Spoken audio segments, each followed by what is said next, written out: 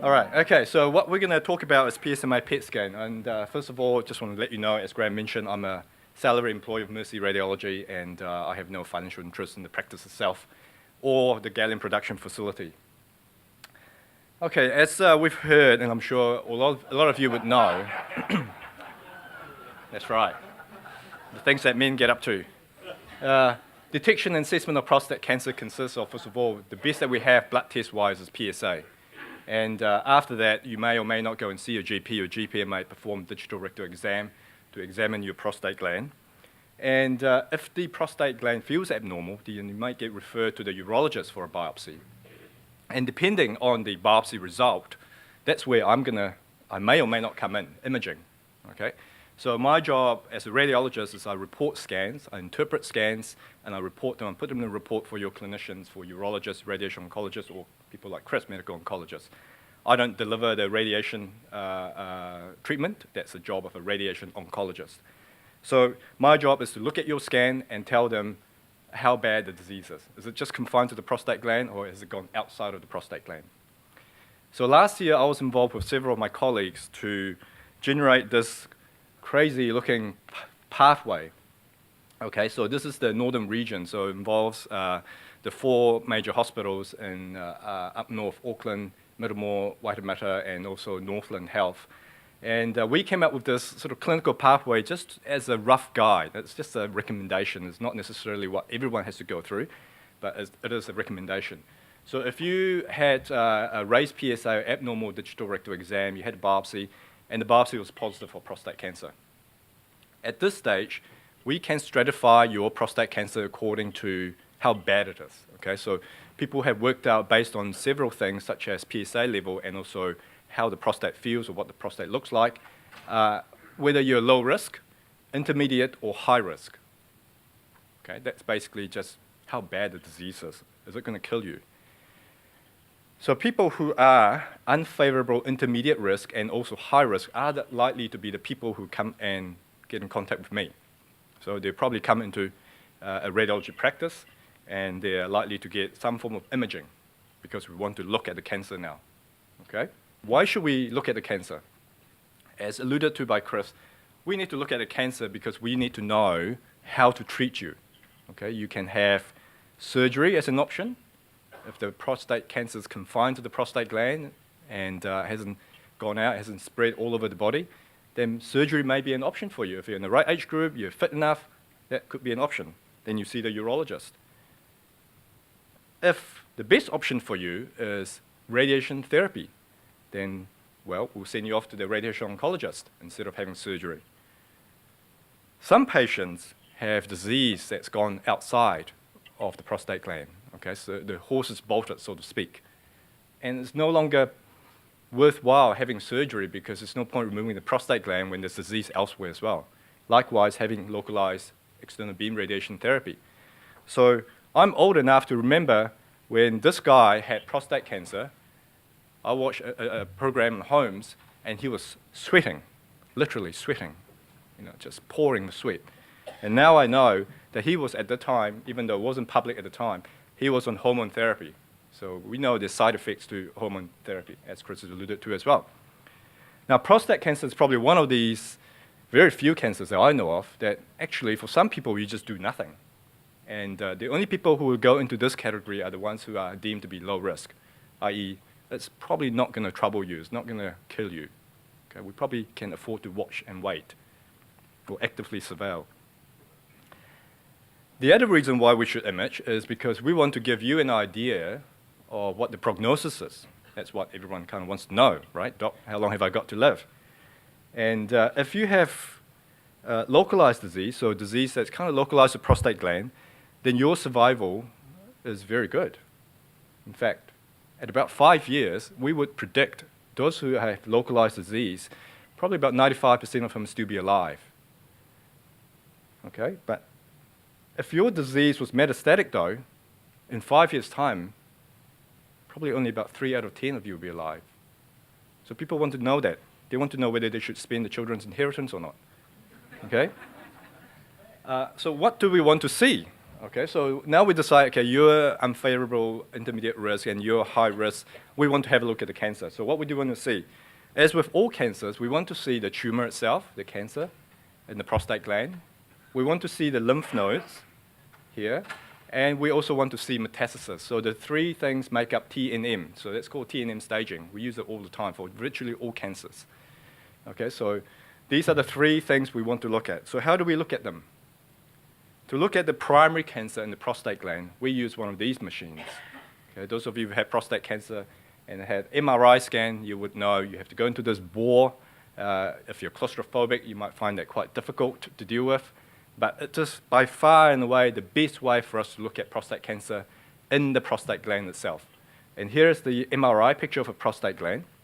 And I can tell you right now that this here, this big blob on the right-hand side here, so we're kind of looking at the patient with the head into the screen, the feet towards you. So this side is right, this side is left.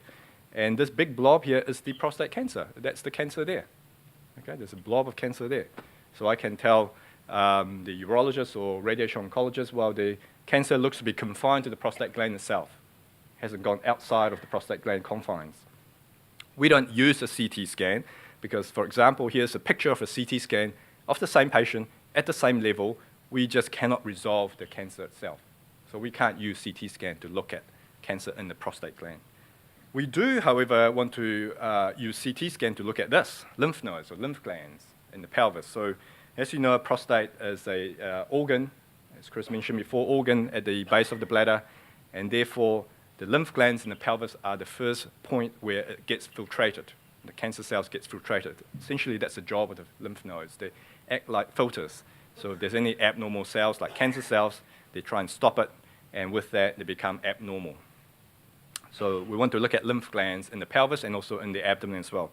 And to do that, we do use a CT scan, because CT scan is fantastic for looking at abnormally enlarged lymph gland. Okay, so a lymph gland like this one, this is almost like a little grape here, or blueberry. I call them blueberry node. They are abnormal. They're just too big. And I don't like the look of them. I'm going to say that's like, it's probably got full of prostate cancer cells there. Okay?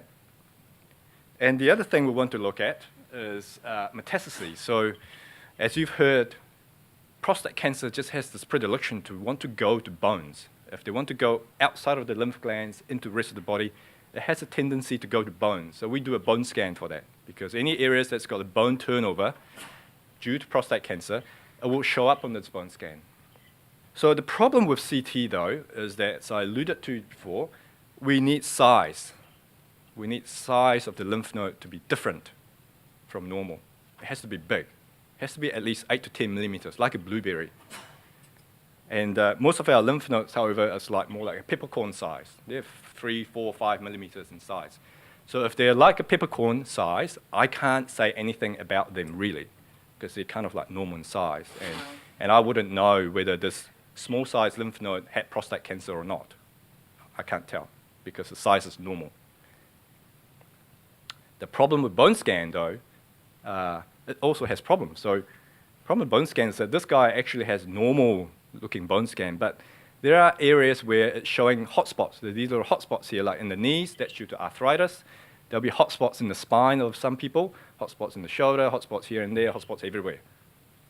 Okay, so I have to work out these hotspots. Out of these hotspots, which one are abnormal and which one is just arthritis, or maybe they've had a fracture or something like that, because all that stuff will show up as abnormality on the bone scan. So that's a problem. It's not specific.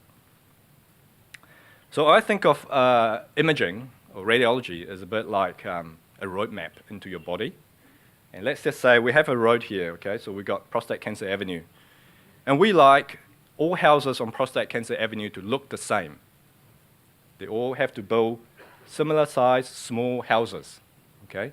So if I see on Prostate Cancer Ave, all the houses are the same size, they're all probably really good neighbors, and they're behaving civilians. However, when someone obnoxiously built a house like this size, then I say, well, this guy is no good. He's a bad neighbor. He's a bad player. Okay, so I'm going to call out this person. So there's baddies living in that house. So it has to be of certain size before I can do that. Okay, the house has to be obnoxiously big. Bone scan, on the other hand, has to be different. It has to show a hotspot, right? So it has to be painted different. It doesn't necessarily have to be big, or the bone doesn't have to look abnormal, but it just has to show uptake. So it has to be painted different. So we all want everyone to be homogeneous, all the same. You only can paint your house this really fashionable gray. You can't paint it red. So if you paint it red, I'm going to say you're a baddie as well, okay? So the problem is some houses which are painted red do not have baddies in them, okay? Just normal person, they just like red. Okay. So what we need is really a scan that can pick out the people who are bad living in those houses. And what we need really is something that's specific for prostate cancer. So gallium PSMA PET-CT is one of these tests that's come online in the last 18 to 24 months in Australia and Europe, and in the last 9 months in New Zealand.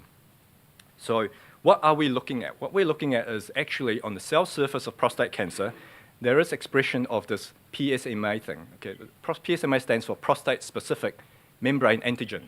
Okay? When you have prostate cancer, this gets overexpressed. That means it just produces massive amount of this thing. And in fact, about 90 to 95% prostate cancer will overexpress this receptor on the cell surface. The bad thing, though, is 5 to 10% do not. So that means about 5 to 10% of patients will have a negative scan even though they have prostate cancer, just because the prostate cancer is just not one of these that produce PSMA. So we use gallium-68, which has a very short half-life, so we need to generate this thing on site in our practice. We can't buy in from anywhere in New Zealand or Australia. And it uses PET scan technology, which is fantastic with resolution. I'll show you some pictures of that. So coming back to our analogy, prostate cancer avenue, basically, from my point of view, CT basically looks at the house. Okay, I can see, okay, well, all the houses are the same size. That's good. And the PET, in this case, is one that paints the house red. So then I can say, actually, this house, even though it's normal in size, it houses some really bad neighbor and bad person in there. Okay, that's what PSMA PET-CT is. So how does it work? So we basically have to put gallium-68, join it with the ligand, which seeks out the PSMA on the prostate cancer cell. And hopefully when we inject it into your vein, this is what will happen. It will find the PSMA receptor, bind to it, and in that process generate radiation outside of the patient's body, outside of your body, so we can pick it up with our PET scanner. And then with that, we localize where the disease is. We can localize it down to about 3 millimeter resolution, spatial resolution. So we inject the radio tracer into the vein, we wait for 45 minutes, and then you lie on the PET-CT scanner for 20 minutes. It's not as deep as the MRI scanner, so patients generally don't have problems with claustrophobia. And then at the same time, we acquire the PET and the CT images as well. And the total appointment time is 1.5 to 2 hours, and you'll be out of there. That's it, no need to come back. As opposed to bone scan, some of you may remember getting an injection, going off for about 3 hours or so, you had to come back and lie on the table for a bit more. Sometimes they get you back even the next day. This is, you come in, get your scan, you're out. Is it a game changer? Well, I think it is. But only when we compare to what we currently have. Okay?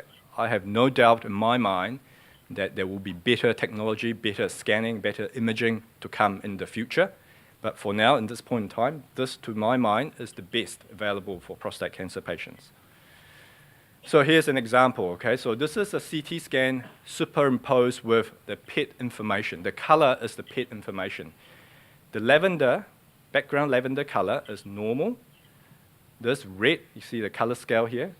The redder it is, that means the intensity of PSMA uptake. So all of you can now recognize that's a prostate gland there, there's a lot of red there, there's a lot of baddies in there. So that's a prostate cancer right there in the prostate gland posteriorly at the back. So it's fantastic at looking at the primary itself. And with the same guy, this patient had high-risk prostate cancer, we also found uptake, these hot spots here, in lymph nodes. Okay? And you notice this lymph node is a decent size. That's a good going bunch of grapes here. So that's no problem on CT for me to recognize that. But he also has tiny little peppercorn-sized lymph nodes on this side of the pelvis, which we never would have picked up based on CT alone. So this patient, initially, the plan was to have radical prostatectomy by the urologist, but having had the PET scan, we think actually you're better off getting hormone therapy, we said to the patient. Okay, so it's changed what we were going to do for him. Here's another patient with PSA, a Gleason 9, so that's bad. That's quite high, 9 out of 10. PSA is not too bad, 6.9. Again, a patient who's for surgery. Again, we saw the actual uptake in the prostate gland itself. But this guy also has a tiny little peppercorn-sized lymph node here in the pelvis. So I told the surgeon that. I said, look, if you're going in, can you make sure you go looking for this lymph node? And he did. So, and he found it and sent it to the lab, and they say, yeah, there's prostate cancer in that lymph node. It's about 5 millimeter. Okay? So he did go ahead and have surgery as well. But as well as that, the surgeon made a point of going to look for the lymph node and taking it out, because we know there's disease there. There's no point doing a big operation and leaving a little bit of disease behind. Ideally, if we can see it, we remove it, we deal with it. So here's another patient who is kind of demoralizing after you go through surgery and your PSA check at 3 months is high. Okay? If I was a surgeon, my heart would just sink, because I know this patient has had a surgery, but we've left a whole lot of disease behind because the PSA is too high. In theory, if you remove your prostate gland, the PSA should be undetectable, because the prostate gland is the only source of PSA, in theory. So if your PSA is high after surgery, that means you've left some disease behind. And this guy, where was the disease? In fact, this man actually had a CT scan before the surgery. Didn't have a PSMA scan, but just a CT scan. When we did the PSMA scan, there was disease here in the chest. That's the lungs here. That's in the chest. That's so strange. I've not seen that a lot, but here it is. There's a little lymph node here at about 6 or 7 millimeters, seen on the CT scan before surgery, but because of the size, it's a normal size house, no one paid any attention to it. He also had other diseases in the abdomen. Again, a few normal size houses here in the abdomen, and also showing a lot of uptake here. So there's disease both in the chest as well as in the abdomen. And here's an overall picture of the patient's disease. There's red hot prostate cancer lymph nodes here, and also a few down here. That's the kidneys, that's normal. That's the bladder, that's also normal. So there's tiny little red dots here where the diseases have been left behind. And they wouldn't have known that, because it looked like a normal-sized lymph node on CT. A surgeon would have ignored it. So here's a paper that shows that if you were to do a PSMA scan, the average short-axis dimension of the lymph nodes that are positive is about 6 millimeter, as I said to you before. For me, as a radiologist, to say a lymph node is abnormal, they have to be about 8 millimeter minimum, ideally 10. So 6 millimeter is very good, so it's well below the threshold. And more importantly, about 36% of PSMA positive nodes were enlarged. What that basically means is that you can think of it as 2/3 of lymph nodes which were PSMA positive were normal size. So there were 2/3 of lymph nodes which would have been missed if we were just to do a normal conventional CT scan. Here's an example of a patient with quite low PSA actually, PSA 0.5 after having had surgery, and we picked up a little focus of disease here in this tiny little lymph node in the pelvis. So what would we do normally with this patient? If the patient had a CT scan, this lymph node would have been deemed normal, so the patient would then have radiation to the prostate bed. That's usual, okay? Because PSA has gone up. We assume that it's come back in the prostate bed where the surgeon's been operating. In this case though, because we know there's disease there, instead of having localized radiation to the prostate bed, they ended up with localized radiation to the left pelvis, because that's where the disease is. We radiate where the disease is, right? Because we can see it now. This guy here had fluctuating PSA. Eventually we found a lymph gland here that is hot, so that's where the prostate cancer is. We were initially wanting to radiate that area, but if we look at the actual scan, there were all these normal-sized lymph nodes, normal-sized houses around the abdomen, which are also showing PSMA uptake. So instead of, and also in the abdomen, in the chest as well, there are normal-sized lymph nodes showing a whole lot of uptake. So in fact, this guy had a whole lot of diseases that we didn't know about. We knew about that lymph node because that was abnormally enlarged. It was a big house. But that was the only big house in the whole body. But there were, in fact, a whole lot of other normal-sized houses which had prostate cancer in them. So instead of radiating that lymph node, he went on to have systemic chemotherapy, okay, because the disease is systemic. So what's the cost of the scan? It's $2,500 plus GIS, so $2,875. And it's funded by all private insurance providers. I have not been able to persuade this DHB, District Health Boards, to fund it yet. And that's part of the study that Graham mentioned, that we're trying to show that this really does add value to the staging of prostate cancer patients. And hopefully with the results out in about 10, 11 months' time, we can persuade them to at least fund it for patients who are high risk. Southern Cross has started funding the test as well as of this month, early this month. But you have to fit one of two criteria in order to get funding. That's staging of people who are high risk and people who are unfavorable intermediate risk, and also restaging if you have biochemical recurrence, your PSA has gone back, gone detectable now after treatment. So I'm really happy with these two criteria. In fact, I suggested that to them, and they were quite good to take that on board. So what's the fuss about? Really, the fuss is all about change in management. About 50% of patients appear to have a change in management after this test. Either they're going to have other treatment, or we're going to have local radiation and then ended up with more generalized treatment. So that's quite significant, 50%. So I think improved detection of metastatic disease. I think at some stage people are going to realize additional CT and bone scan are now obsolete. We don't need it anymore. And it has shown also to be very effective, especially patients with relatively low PSA level, in detecting where it's come back in.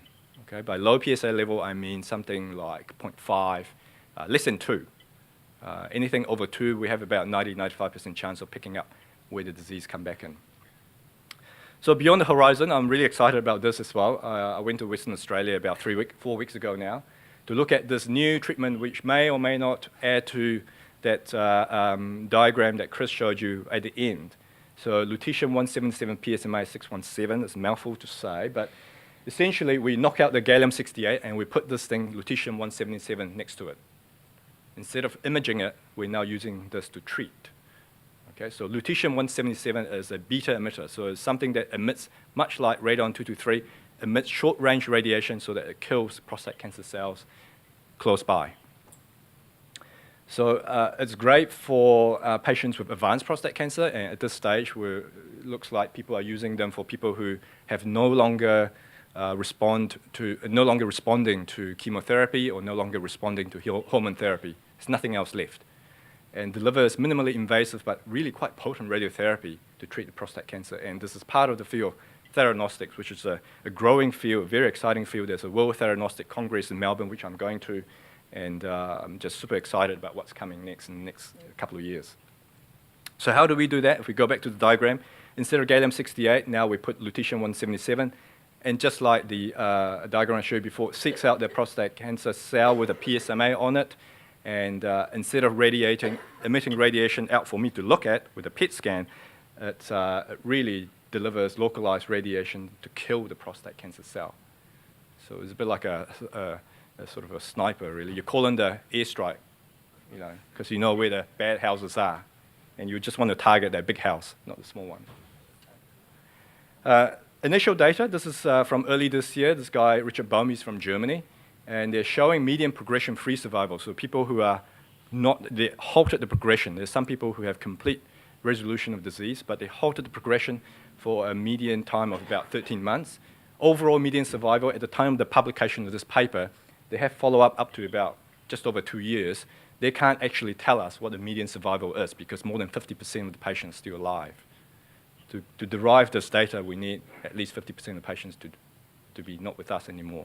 Okay, so it'll be longer than 28 months. So it's really exciting. Minimal side effects, essentially dry mouth, because it goes to the salivary gland. But if I had the option of dry mouth or not being here, I would take dry mouth any day. But even dry mouth is not a big deal when I spoke to the guys at Western Australia who are doing this. So here's my last slide, and I'm going to leave you with this slide. Essentially, this slide here, this image here is from Society of Nuclear Medicine and Molecular Imaging. It's the biggest Northern America society of nuclear imaging. Every year they choose an image of the year that they think is going to have a major impact on the patient health care.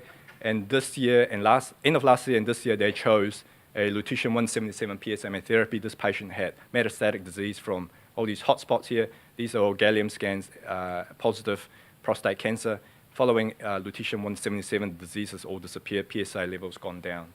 So amazing, pretty good, pretty impressive outcome. Thank you.